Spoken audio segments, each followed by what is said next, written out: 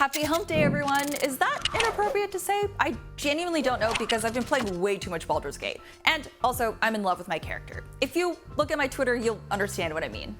Anyways, today we've got Take-Two CEO defending the latest version of Red Dead Redemption, Street Fighter 6's latest DLC costs as much as the game itself, 4 friends built a DIY hypercube to play Final Fantasy Crystal Chronicles, and more.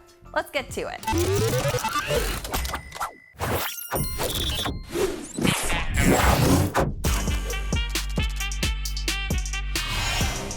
Earlier this week, Rockstar Games and parent company Take-Two finally confirmed the rumors and announced that Red Dead Redemption will be making its way to newer consoles. The catch?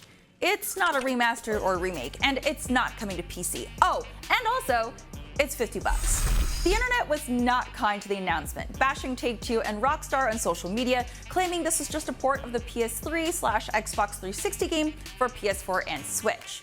And they might not be wrong, since this version does not support 4K resolution if you're playing on a PS5, and probably the most baffling thing, no 60 FPS. The game is locked at the original 30 frames. It does come with the acclaimed Undead Nightmare DLC, so I guess that's something? Anyways, in an earnings call yesterday, IGN asked Take-Two CEO Strauss Zelnick why this port of a 13-year-old game is being released at full price for $50. His response was, quote, "That's just what we believe is the commercially accurate price for it." Take-Two's Executive Vice President of Finance, Hannah Sage, chimed in, pointing out that this release also includes Undead Nightmare, to which Zelnick said the DLC was, quote, "a great standalone game in its own right when it was originally released. So we feel like it's a great bundle for the first time and certainly a great value for consumers." The price point does match what you'd pay now if you bought Red Dead and Undead Nightmare from the Xbox store. However, it's important to note that the Xbox version does get a free upgrade to 4K via the One X and Series X backwards compatibility. Rockstar hasn't exactly endeared themselves to fans recently, as their last re-release, the 2021 remaster of the PS2 era GTA trilogy, was not well received. That collection was plagued with bugs and performance issues and was also criticized for its price. However, that collection wasn't just a port, and substantial changes were made to the original game, with updated textures and lighting. For the most part, the changes were improvements, though the finished product left a lot to be desired. There's no word yet on a PC release for this Red Dead Redemption collection, but Zelnick is leaving that decision to Rockstar. So, are you still planning on getting this re-release of Red Dead? Honestly, the draw of playing this in handheld mode on Switch is almost enough for me to consider getting this. Almost. But let me know what you think in the comments. In related consumers getting price gouge news, Capcom has also drawn the ire of fans with this latest DLC costume pack for Street Fighter 6. The 4 Teenage Mutant Ninja Turtles are now available, but they'll set you back $15 each. Yes, if you want the whole team, it'll cost you $60. 60.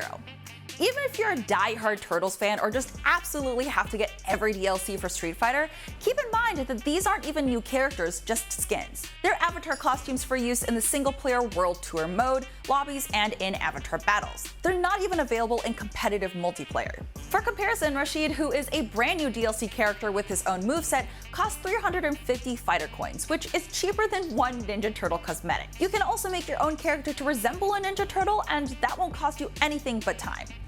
What's the expression? We have Ninja Turtles at home? Of course, overpriced skins and costumes are nothing new in video games, but it's still painful to the wallet when you consider the whole Turtle set is as much as a new game, and they don't even have original moves. In more positive news, a group of friends found an extremely complicated way to play the original Final Fantasy Crystal Chronicles for GameCube. Crystal Chronicles was a spin-off game from the Final Fantasy series that emphasized couch co-op play for 4 players. Each player would need a Game Boy Advance, which acted as a second screen and kept track of that character's progress. You would play the game as a group on one GameCube with 4 controllers. In 2020, the game was remastered for the Switch, but with one major caveat. Only one player's progress would be saved. So if you played with a group, the other 3 players would be basically support. You'd have to replay the same areas a total of 3 more times in order for each character to progress in the story. Huge bummer. So Steven Scudieri and William Rankalor of Borkia Games came up with an idea. They, along with 2 friends, were able to cobble together 4 GBAs, 4 GameCubes, 4 Game Boy players, a rat's nest of cables, audio and video splitters, a PC, and a capture card to create the Hypercube. This allowed remote players to connect to the PC via Parsec, a remote desktop client, and play on one of the GameCubes.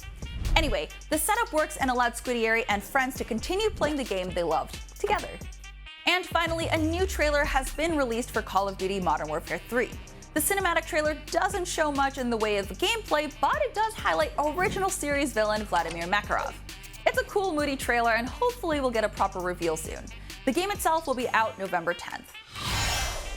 And those are your stories for today, Wednesday, August 9th. How are you feeling about that Red Dead Redemption re-release? And to what lengths have you gone to keep playing an old game with your friends? Let me know in the comments.